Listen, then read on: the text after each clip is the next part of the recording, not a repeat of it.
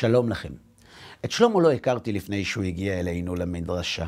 רק אחרי 3 ימים הוא נכנס אליי לחדר וסיפר מה הביא אותו אלינו. אני גר במיאמי, סיפר לי שלמה, כבר 25 שנה. מיד אחרי הצבא נסעתי לשם לטיול קצר ופשוט נשארתי. הצלחתי בכל תחום. צברתי נכסים, מעמד, אנשים מפורסמים נעזרו בי, רכשתי נדל"ן, פתחתי עסקים. בקיצור, הייתי חלום של כל צעיר ישראלי. ובקשר ליהדות, אהרון, אז ככה, עד שהגעתי לשם לא היה לי שום קשר, לא ליהדות ולא למסורת. ואחרי כמה שנים של ניתוק מישראל ומישראלים, שכחתי אפילו שיש ליהודים לוח שנה משלהם. אלא שלפני 2 התחלתי להבין שכנראה אין ליהודים עתיד בארצות הברית. לא שתכננתי לחזור לארץ, אבל העדפתי שהכל יהיה נזיל, לא להיות קשור. אם לא מתאים, פשוט עוזבים. אז נפגשתי עם הברוקרית הכי מוצלחת במיאמי, ופרסמנו את העסקים שלי למחירה. הבעיה היא שאף אחד אפילו לא התקשר, וזו הייתה חידה שאפילו הברוקרית לא הצליחה לפתור. עסקים טובים, הכנסות מעולות, אבל פשוט הכל תקוע. אחרי חצי שנה, אהרון, הורדנו את המחיר ב10%. אחר כך הורדנו עוד, ועוד פעם הורדנו. כלום. יום אחד, אחותי שחזרה בתשובה שלחה לי מהארץ סרטון של הרצאה ואמרה לי שכדאי לי להקשיב. אפילו לא עניתי לה.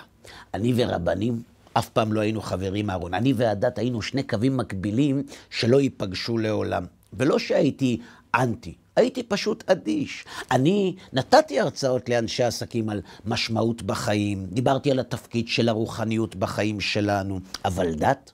מה רוחניות קשורה לדת? דת זה לחשוכים, אהרון, לפרימיטיביים. אלא שיום אחד היה לי קצת משעמם, והקשבתי להרצאה שאחותי שלחה לי. זה היה לפני 10 חודשים, ואז זה קרה. הכל התהפך לי בראש. שיניתי את סדר היום שלי, מצאתי את עצמי יושב ומקשיב לשיעורים בלי הפסקה. הרגשתי כמו ילד ששמו אותו בחנות צעצועים. לעובדים שלי בברים הודעתי שמהיום והלאה הקשר בינינו יתנהל רק בטלפון, ואפילו לגלריה שלי שכל כך אהבתי לשבת בה, הפסקתי להגיע. אתה צריך להבין, אהרון, אני בן אדם מאוד נורמטיבי, מחושב, לא מתלהב, אבל פשוט לא הפסקתי להקשיב וללמוד. בחודש אלול האחרון, אחרי אחד השיעורים, החלטתי לעשות משהו. זו הייתה הפעם הראשונה שהסתכלתי לשמיים. פעם ראשונה שדיברתי עם הקדוש ברוך הוא, שחודש לפני כן הייתי בטוח שהוא לא קיים. אמרתי לו שאם הוא ימכור לי את העסקים שלי, אני עוזב הכל וחוזר לארץ לשנה כדי ללמוד תורה.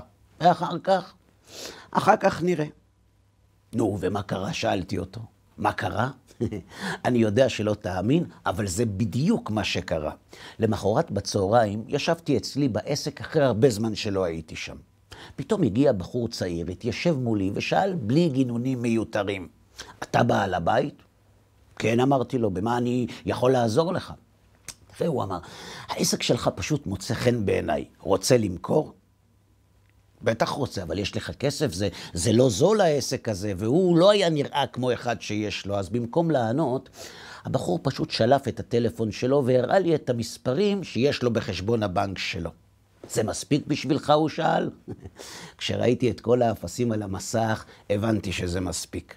מה שמצחיק זה שאפילו לא חתמנו חוזה, אהרון. סגרנו מחיר שהיה אפילו עוד יותר גבוה ממה שרציתי. הוא נתן לי יד ואמר, עוד שבועיים הכסף אצלך בחשבון.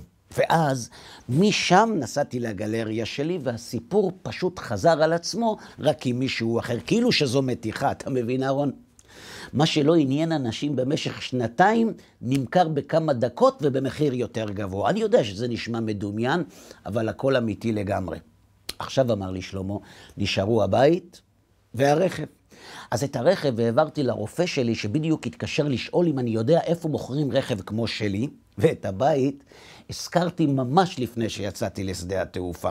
כשהמזוודה הייתה כבר מוכנה, עברו ברחוב שלי 2 חברים שסיפרו שהם מחפשים בית להשכיר. אחרי 10 דקות הם יצאו מהבית שלי עם חוזה, ואני יצאתי עם המזוודה לשדה התעופה. אתה מבין, אהרון? כאיש עסקים קיבלתי הרבה תובנות מהסיפור הזה. אבל התובנה הכי בולטת היא שכשאתה עושה עסקים, אל תבזבז את הזמן שלך על ברוקרים, תעשה עסקים רק עם הגדולים ביותר. אני, אהרון, עשיתי עסקים עם הקדוש ברוך הוא, אמר לי שלמה, שעד לפני כמה חודשים בכלל לא הכרתי, וזו התוצאה. אני כאן. אף אחד מהמשפחה שלי לא מאמין שזה קורה, אבל עכשיו אני כאן, אהרון, לשנה שלמה, כי הבטחות צריך לקיים, בטח עם כזה שותף.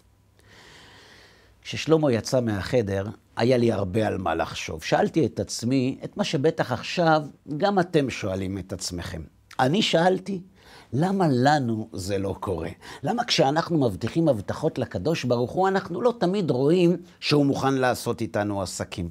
והתשובה לכך מופיעה בפרשת השבוע.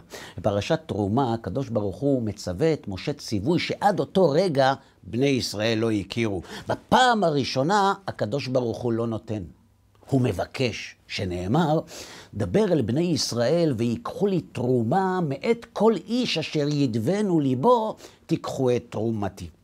אלא חברים, שהפסוק הזה לא כל כך ברור. למה בתחילת הפסוק הקדוש ברוך הוא מדבר על תרומה, ובסוף הפסוק התרומה הופכת לתרומתי?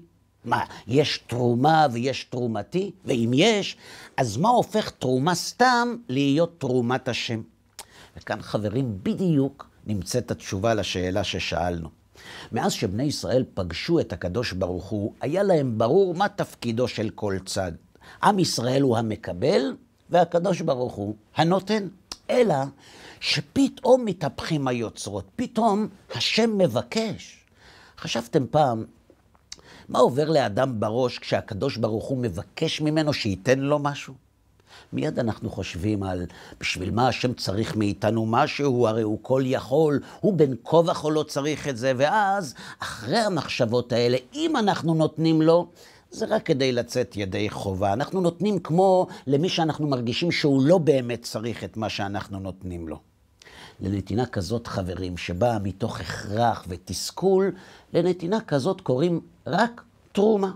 לעומת זאת, מי שנותן להשם מאהבה, בלי לעשות חשבון בשביל מה השם מבקש, הוא נותן להשם כי הוא אוהב אותו, כי כל מי שאוהב את מי שהוא נותן לו, הוא לא בודק ולא שואל בשביל מה. כשאנחנו אוהבים מישהו, אנחנו פשוט נותנים לו רק כי הוא ביקש. מי שנותן להשם מאהבה, לנתינה כזאת קוראים לא תרומה סתם, קוראים לה תרומתי. למה? כי היא תרומת השם, וזה בדיוק מה שכתוב בפסוק. אם זה ויקחו לי, אם כשאדם נותן להשם הוא מרגיש שלוקחים לו, זה כמעט בעל כורחו, לכן זו רק תרומה.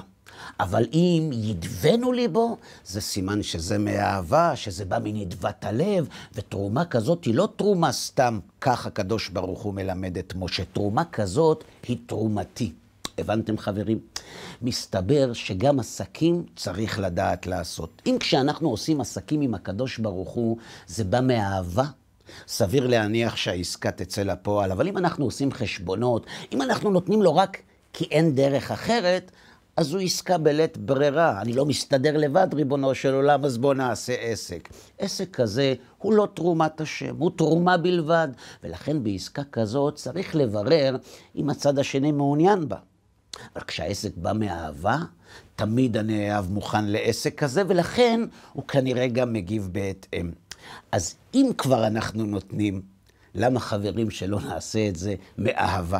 אם כבר אנחנו מקריבים בשביל הנאמנות שלנו לקדוש ברוך הוא, עם עוד קצת שמחה ואהבה, יהיה ניתן גם לראות את התוצאות, ואם אתם לא מאמינים, תשאלו את שלמה.